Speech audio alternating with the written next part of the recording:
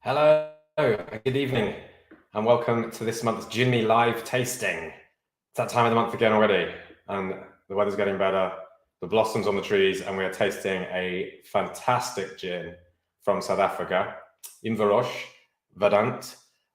Super excited about this one because it is unique. You will have already, of course, seen some of the literature we've given you about it, perhaps the blog post as well. But we are joined this month by Lauren Penny, who's the ambassador for Inverroche. I'm going to bring her in now. Hey, Lauren, how are you doing? Very good. Thanks, Tristan. How are you? I'm very good, thank you. Thanks so much for joining us. Thanks for having me. Yeah, no worries. So you're based in South Africa? Yes, correct. I'm based in Johannesburg. Nice. But I guess with your job, you get to travel around quite a lot sampling gin. Yeah, very, very lucky. I'm the global brand ambassador for Inverroche, so I get to share our amazing story across the world about how fantastic our gin is and just kind of the local element behind it. So it's very exciting. Even though I'm based in Johannesburg, our distillery is actually based in Stilbaai, which is in the Western Cape. So I'm not too close to brand home, but any opportunity I can get to go to the distillery, of course, I take it up as much as I can. Nice. Well, maybe let's start with the distillery. Do you want to give us the kind of potted bio of the distillery, how it was founded and everything? Sure. So Inverroche Gin was founded by our CEO and founder, Lorna Scott. Lorna is South African, and she actually doesn't even come from the spirits industry at all. She used to actually be in politics, but she believed a lot in the community, the Stilbaai community. And she actually wanted to create a way to kind of highlight sustainability, economic development within the region, and also job creation, which was a big element of it, but wanted to tie in something that was super uniquely South African. And South Africa, our story actually behind Inverroche is just highlighting our Cape Floral Kingdom, which is 9,500 species of fynbos that you literally can't find anywhere else in the world, which makes us super unique. And she actually started off wanting to create a perfume because a lot of our fynbos has got a lot of beautiful scents and things like that. And through trial and error, she created a couple of batches and realized that, well, this actually smells really good. It could taste delicious too. And that's when she started coming around and deciding to play around with thinking about how to create a gin. And she actually, Inverroche was born in the era when gin wasn't really even a big thing in South Africa yet. So she was kind of like the pioneers of the gin industry in South Africa, kind of kicking it off. She worked very closely with a local botanist and a horticulturist to, of course, make sure that the fynbos that we use within all of our gins was 100% safe, so everyone was going to be okay. And she created our three SKUs. We've got an Inverroche Classic, our Inverroche Verdant, which we're going to taste this evening, and then Inverroche Amber. And she actually created all three SKUs. It took herself and her son 3 years sitting around the kitchen table. They had a tiny little 1.5 liter pot still that she bought when she went to Italy. And then they just decided to play around, and that's how Inverroche was born. And yeah, our brand home is in Stilbaai, which is a really beautiful coastal town along the Western Cape, along the coast. And then each one of our gins is influenced by the different regions within the fynbos kingdom, which is really, really special and unique. Very proudly South African, which is fantastic. Yeah. So I want to talk a little bit about the fynbos because this is fascinating and it just tailor-made for a gin distillery. I think you're really lucky to have this sort of ecosystem of plants down there. But yeah, just before we get to that, you touched on sort of gin and its popularity in South Africa and the fact that distillery was around in the early days. Just talk us through the timeline of that exactly, because gin, I guess, has had its resurgence over here in the UK for maybe 15 years now, maybe a touch more. It depends on how you want to class, the resurgence. But what does it look like in South Africa, and what is it like now? So, I mean, we are a couple of years behind the rest of the world when it comes to we used to be. Now we're kind of very much on point and on trend, which is amazing. Gin only really started to kind of have a bit more of an increase around curiosity behind the brand. I would say maybe 2011, 2012. And Lorna launched the Inverroche range on the 16th of December 2011.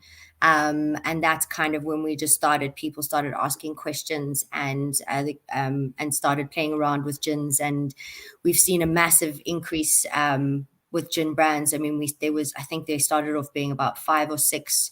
We call them the OG gins, kind of that started that boom, and now we have over 200 local gins in the market. It's Inverroche kind of sits in the super premium category, which makes us quite unique, and also the fact that we use such unique fembos, so we do stand out, which is really amazing. And I think kind of the same in the UK at the moment is that we saw a massive increase in the curiosity with gin, and we're kind of finding that it's I don't want to say it's plateaued, but it hasn't really it's not really increasing as steadily as it used to be, which I'm sure you guys are experiencing as well in the UK at the moment. But gin is one of those staples within the spirit industry that no matter what, it's always going to be around. It's fantastic in cocktails. A G&T, you can never go wrong, especially for a summer drink. So it's always going to have a relevance no matter what in the spirits industry and in drinking cultures. Yeah, I mean, it's the ultimate mixing drink, eh? And you only need to look back at some of the old cocktail books, like the Savoy cocktail book from the 1930s. It's like well over half the cocktails in there are gin based. And there's just something about that flavor profile of juniper and then supporting botanicals that works so well when it's mixed. So let's talk a little bit about Fembos, because I had never come across this. I've not been to South Africa, as you probably tell. Not yet. But I've never come across this. Not yet. I hope that's an invitation. It's like reading about your gin, and can you just describe to us what Fembos is exactly? Because it's quite a broad family or term of plants, right? So fembos is just a local plant that you kind of only get. So basically you have, across the world, you have different types of biomes. And biomes is kind of the culture of where plants are grown. A lot of our fembos, they kind of thrive in different types of regions. So we've got the lowland regions that are influenced by the limestone. And there's fembos that thrive in that area. You get fembos that grow really well in the mountains, and that influence of that kind of like the altitude and things like that. And then we've got fembos that grows along the coast, which has got a lot of influence from the coastal breeze and the ocean air, on all those different elements. And it's just a specific kind of plant species. And that's pretty much it. And the amazing thing is that we have one of 6 biomes in South Africa where you can't find anywhere else in the world. And I think that really highlights us and makes us so different compared to everywhere else. And that's what Lorna wanted to kind of highlight when creating our Inverroche range. Yeah. So it's different types of plant that grow in a specific region. Is that right? Yeah. Yeah. So fembos, you kind of, so for instance, we've got different species of buchus, which is part of the fembos, impepo, which is part of fembos, sour figs. So each one of those, so our buchus are kind of your lowland influenced hyper-style fembos. Then we've got our impepo, which I'll go through in more detail, which is the key botanical in our Inverroche Verdant, which has got a mountainous influence. And then you've got our sour figs, or in Afrikaans, we call them sierveggies, which has got a coastal influence. And it's just basically, it's basically the name, the broad name for the species of plants that grow within that area. And these could be like herbs or grasses or like flowers or even bush fruits. Flowers. Yeah. So one of them as well, which is pretty common. Well, it's not just unique to South Africa, but it's a common. So we call them pelargoniums here. Different types of pelargoniums, whereas I know in the States, I think they call them geraniums. It's quite a common thing that grows around here, and that will fall under the fembos kind of culture. So it's just kind of the name that we give the specific types of plant species that grow in the region.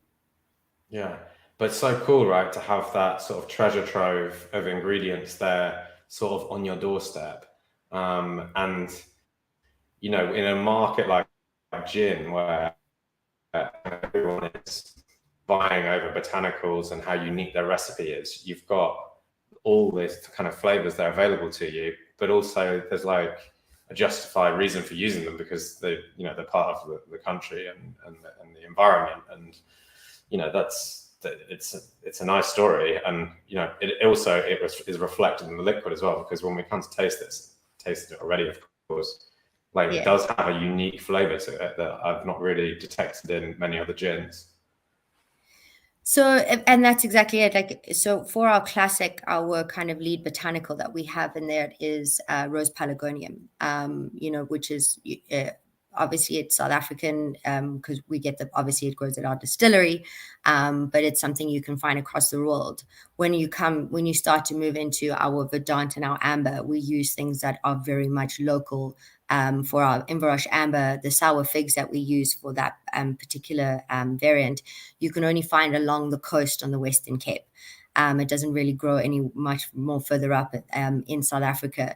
So it's, you know, we wanted to identify something that was unique to our region as well, and just also create awareness around the uniqueness of the fynbos and our beautiful kind of botany that we offer here, which is so different. And all of them have medicinal purposes as well. You know, they're not just used to make gin, they're used in some of our African cultures as well, for medicinal purposes, and things like that. So it all kind of ties into our heritage. And that's the amazing thing about Inverroche, is that we are 100% local South African gin through and through, with everything that we kind of come together. And then, so I presume all of these ingredients have to be foraged because they're all grown wild, right? How does that work? Do you buy off a kind of middleman, or do you use does the distillery employ foragers for some of these ingredients? What's the sort of supply chain like? So some of them, we have our own pieces of land where we grow our main botanicals ourselves. So we kind of farm them, and obviously they forage them for them. And then some of them we will have suppliers that will bring them in for us, or that they've got vast majorities that we need for kind of the scale to produce our gin. So it is a combination between the two. But what we ideally want to do, and what we're working towards at the moment, because we are still quite a young brand, is behind our distillery, we've got an amazing, huge piece of land that we are now wanting to farm and be able to grow all of our own botanicals. So everything is grown in-house and we can locally forage. Wow. But the scale that the gin is reaching at the moment, which is amazing, we just need a lot of land for that. So we kind of, you know, doing it in baby steps to be able to reach that point. Yeah, and so much forward planning as well, because you know certain plants don't yield the fruit or the flowers that you need for a number of years or whatever. So it's that sounds like, well, it's an ambitious but admirable undertaking, I would say. Yeah, and for us, I mean, one thing that Lorna is very, very true to is it's all about sustainability, and it's all about looking after the environment. So whatever we take from the environment, making sure that we give back, and making sure that all ties together. So that's also a big element from our side, to make sure that if we are going to start to take from the land, how do we make sure that we give back to the land at the same time? So we're not overexerting it. You know, obviously once one yield from a piece of land has been used, that we reuse another area, and re-give and re-look after that, the one that we've taken from, so that it's just a great cycle.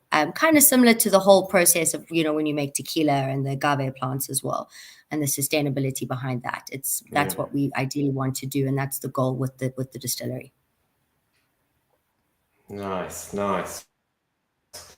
Right, well, good story. So, talking specifically about Verdant, you mentioned a few key botanicals there. What should we be looking out for in this gin?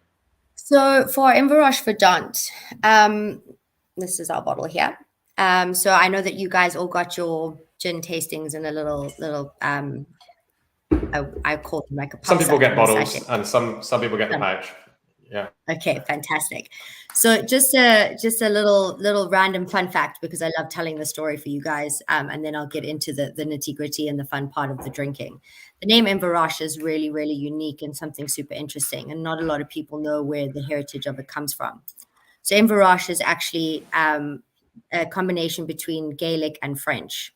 So the word Inver is Gaelic for the confluence of water. And that's in honor of the Khoko River that runs next to our distillery that basically flows into the Indian Ocean, which is naturally limestone filtered. Because as we know, with producing any alcohol, you have to have a natural resource. And then Roch is rock in French, and that's in honor of the limestone. So that's kind of where the name Inverroche comes in and how it all ties together. And then our logo is basically the flower of life. And how everything takes a full turn together. Yeah, much better. You've got a better angle on your computer I've got a screen. good camera here. It's quite sharp. Yeah. I live in Africa. The quality is not the best with the internet. So that's just a little random fun fact for you guys about where the name Inverroche comes from, because it's just something super unique and very different. Well, that makes the name. sorry. That makes perfect sense, because like it almost sounds like a Scotch whiskey brand with the Gaelic Inver bit, and of course there are Scotch whiskey distilleries with Inver in the name, because oftentimes whiskey distilleries are named after rivers or confluences of water or that kind of thing. So yeah, it makes sense. And it's, again, like I said, tying in, like with any alcohol distillery, they generally are built very close to and have a natural water resource, because you need that natural water to be able to produce your alcohol. So that's kind of how it all ties in together, which is really great. The one that we're going to go through this evening is our Verdant. So Verdant is the name kind of means lush green hue, green yellow hue. And if you look at the color of it, I mean, my wall doesn't really help, but it is a beautiful soft green yellow hue of the color of the gin itself. And that's where the name comes from, is kind of in honor of that color, which is amazing. And that comes from, so our lead botanical is something which we call in South Africa, it's called Mpepo. So Impepo it's a licorice plant. It is Impepo is basically soft bedding. That's what the literal translation is.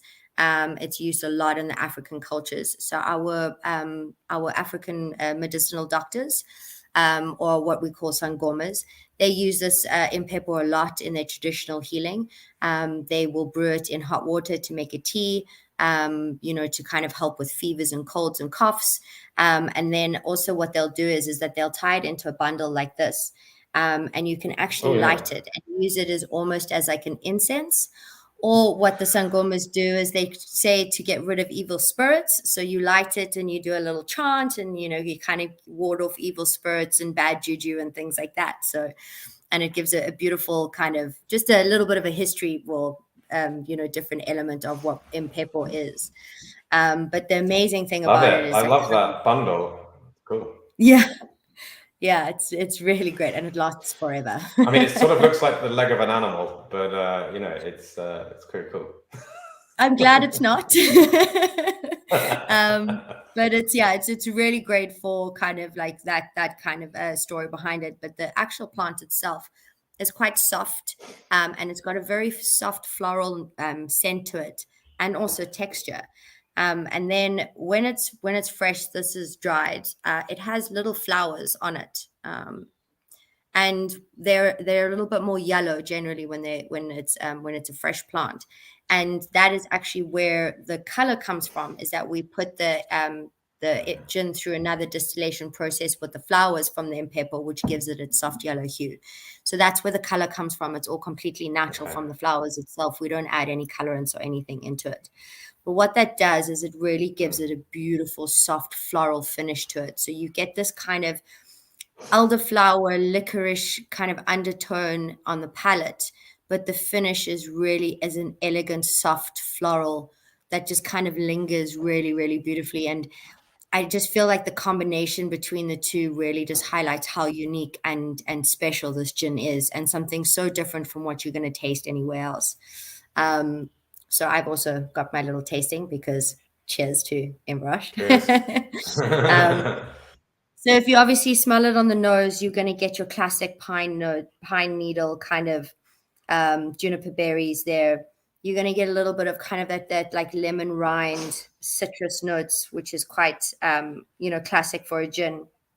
But when you go in for a sip, just make sure that you swish it around the whole of the inside of your mouth. Bless you. Make sure that you give it a nice little swish around the whole of your inside of the mouth. What you want to do is you want to activate all the elements of your taste buds.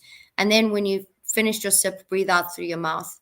And what you find quite interesting is that you're going to get that alcohol, but then you're going to get the complexity of the different layers that comes through. You get that soft little elderflower. You get this beautiful floralness, and then you get that little tingling of the licorice on the finish. Which just hangs around quite nicely. But it's a very, very soft style gin, which I find really interesting. And it's not too overpowering, which is really great. Yeah, I get quite, and it's this Fynbos, I guess, like these sort of dried herbal qualities to it that's really, really nice. There's freshness there too, like you say, lemon, and obviously the juniper's there. Yeah, like for me, it's a little bit, it's like summer in a glass, like summer blooms, a little bit of like, it also reminds me a lot of chamomile tea. That kind of like florally, licoricey kind of combination as well, which is really lovely. Yeah, and chamomile chamomile is one of the tasting notes that we wrote down on the pouch. In fact, there's a picture of a chamomile on there. Yeah. Oh, perfect. Yeah. So that's great. And that's just something that we kind of, but also at the end of the day, and like you said, you guys have done loads of whiskey tastings as well. When it comes to tasting spirits and alcohol, every single person's palate is going to be completely different. Everyone is going to pick up different things. They're going to have different associations. They're going to have something that triggers them to a memory from when they were a kid. Like I've had someone taste this before and, it reminds me of the sweet that we used to eat when we were children, and, those types of things. And I think that's also really special, is that you can kind of highlight the key things, but every single person is going to go on a slightly different journey when they taste it, which is really cool. Totally. Which is quite unique. Yeah, and even if you agree, then it often means something different to you, because like you say, it takes you to a different time or a place where that association was formed. Yeah, exactly. What I also do, just from a sidebar from you guys at home as well, because I'm sure you guys are going to have a little bit left over.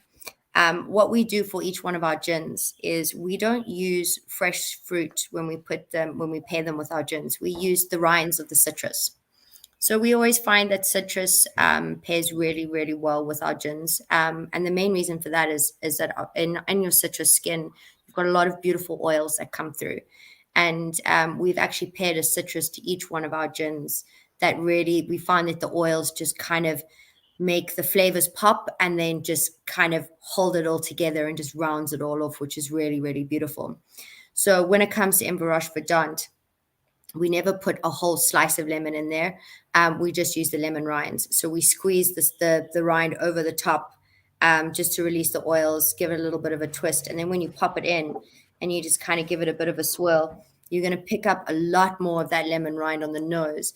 But you'll find on the palate, it just actually slightly softens it. And I don't want to say sweetens it, because people get scared when you say it sweetens it, but it gives it an element of sweetness that just kind of takes those floral notes to another level, which is really, if you guys have got lemon at home, give it a try. It's really interesting and something slightly different.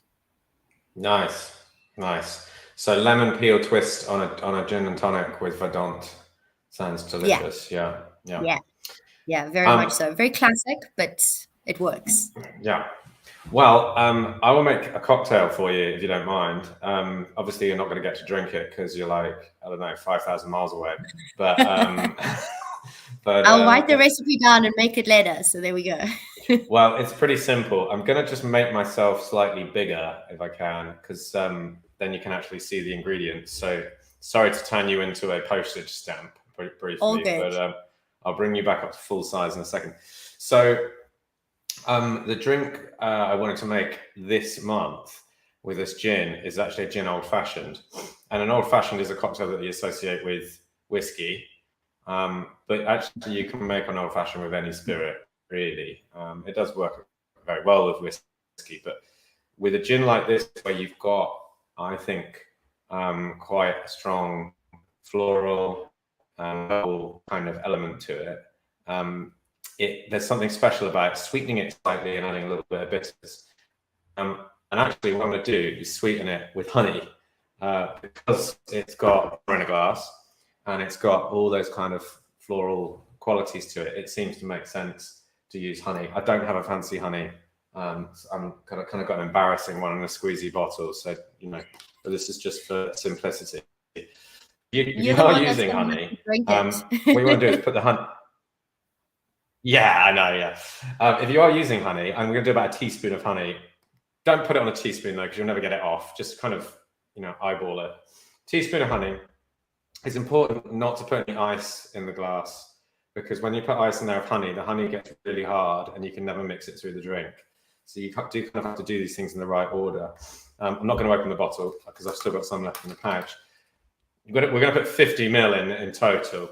So like a double measure, but I'm just going to put a little bit in first. Again, I'm going to eyeball that because at the end of the day, I'm making the drink for myself. Like, it doesn't matter that much. This isn't, I've not got to make GP in a bar for a customer. So just a little bit of gin and then the honey, and stir it up into sort of like dilute the honey into it. If you put all the gin in there, it's really hard to mix the honey through. It's almost like if you're mixing cement. You add water a little bit at a time, or you add cement a little bit at a time. So that's actually all mixed in there now. And I can just top it up with more gin. I'll put that half a pouch in there. And then I'm going to put a splash of bitters. I've got Angostura bitters, but of course you can use any type of bitters you like. Get one that's local to you, maybe, if you've got someone making bitters. So any bitter brands in South Africa that are doing well, that you know of? Angostura is the classic that every single bar has.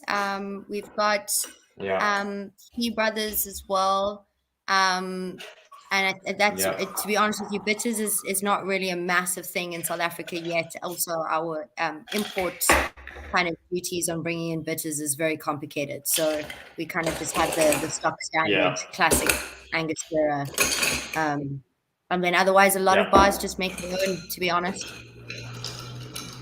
Yeah, sure. Well, with all those ingredients available to you, the Fynbos, I'm not surprised. There must be a lot of bitter ones that could be used in bitter recipes, so that'd be cool too. So I've just chucked a lot of cubed ice in there. This glass is a little bit big for the drink I'm making, really. So what I'm going to do is just add more gin. It's a very imprecise cocktail making session this month. But that's one of the good things about old fashioned. Add more gin. Exactly. Well, it is just sugar, bitters, and gin. And so you can kind of mess about with that ratio. If you like, say, gin liqueurs and sweeter drinks, then just add more honey to it and you will get a sweeter drink. It sounds like it's going to be super strong because of and stirring for a minute or two. You do get a fair amount of dilution in there. It's not as strong as you think. But if all of this is like kind of upsetting your sensibilities when it comes to gin, like it's this sort of whiskey style drink, it's very much like a martini, this cocktail, except instead of using vermouth, we're using sweetener. It's like a sort of martinez or a sweetened martini. And, we don't need vermouth in it with a gin like this because there's so much herbal quality there. And then I went out in my garden before we started this and I picked a pear blossom off the tree to garnish it because, again, summer in a glass. And I don't know if you can... no, you're not going to see that yet. Well, that does focus quite nicely, doesn't it? Look, you can see how nice that glass is. There you go. Just about made that out. So there you have gin old fashioned. Cheers. Cheers. I tell you what, the honey, and that's not even a good honey. The honey with that gin is just such a great combination because, like you say, chamomile. I think there's a slight kind of mentholy note to the gin as well that kind of rises up with that mountain kind of quality that you were talking about cooling. Obviously there's a juniper there and certain kind of citrus characteristics too. It's a really great combination, I think. And then that little bit of licorice. Yeah, and the liquor, yeah, exactly, yeah. Well, this is it. Licorice is kind of got that inherent sweetness, isn't it? So with the honey, you're kind of activating it almost. Yeah. No, it sounds really good. I'm definitely going to have to make one of those after the session. Yeah, cool. Well, look, is there anything else that we should mention? I mean, we talked a lot about the distillery and the botanicals, and we've made some drinks and talked about garnish. I don't know if there's anything else we've left off that you can think of, or are we good? No, I don't know if there's any other questions from you or from anybody else. I mean, if you guys ever want to, find out more about Inverroche and follow our story, please do follow us on Instagram and on Facebook. It's at Inverroche. That's it. We are often telling stories about our brand home. We are very much a female empowered business, which is also amazing. Our founder is female, our master distiller is female. So we're always telling different stories. We're all about uplifting the community and the people that work at our distillery as well, and their progression. So we do have really, really cool stories and things that we tell about our journey. So if you guys are interested, please do give us a follow. And also, if you've got any questions, just pop us a message, and we share cocktail recipes as well, inspiration and things like that. And if you guys want to keep up to date with, any cocktails or brand knowledge as well, you're more than welcome to follow me on Instagram. I'm at Fynbos Penny. And I'm constantly posting, cocktail recipes and about my travels and where you can get it and, things like that as well. Brilliant stuff. Brilliant. Right. Well, thanks, Penny. That was great fun. And thanks, everyone, for tuning in. We will see you next time. Thanks so much.